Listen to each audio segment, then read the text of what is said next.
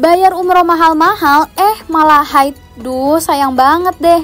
Terus gimana dong umrohnya?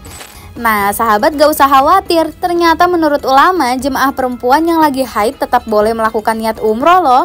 Jadi gini penjelasannya. Tonton videonya sampai habis ya.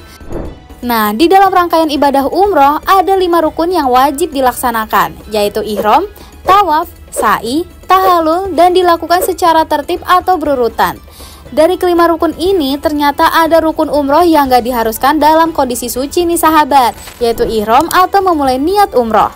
Jadi, ihram boleh dilakukan saat kondisi kita gak suci, misalnya waktu haid atau nifas. Di zaman dulu, istri Nabi yaitu Sayyidah Aisyah pernah tiba-tiba ngalamin haid juga nih sahabat, pas lagi perjalanan ke Mekah untuk ibadah haji. Padahal waktu itu tinggal 10 km lagi udah nyampe Mekah buat haji. Tapi sayangnya Sayyidah Aisyah tiba-tiba haid. Nah, ternyata kata Nabi Muhammad waktu itu adalah, lakukanlah apa yang dilakukan oleh orang haji, hanya saja engkau jangan tawaf. Nah, ternyata untuk niat umroh atau haji meskipun lagi haid itu diperbolehkan sama Nabi Muhammad. Bahkan kata Imam Syafi'i, gak ada larangan bagi perempuan yang lagi haid untuk berihram.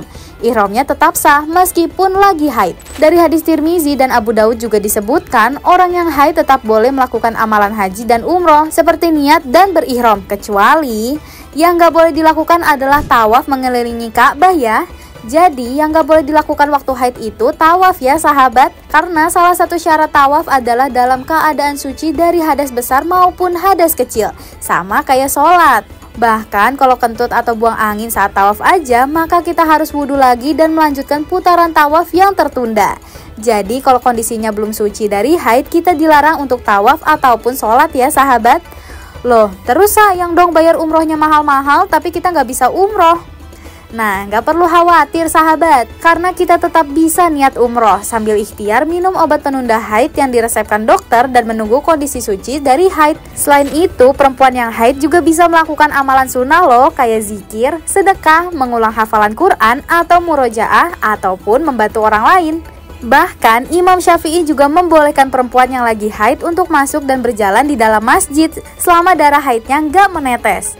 Jadi sahabat tetap bisa melakukan amalan sunnah lain atau ziarah ke masjid ya kalau kondisinya sedang haid. Semoga infonya bermanfaat sahabat.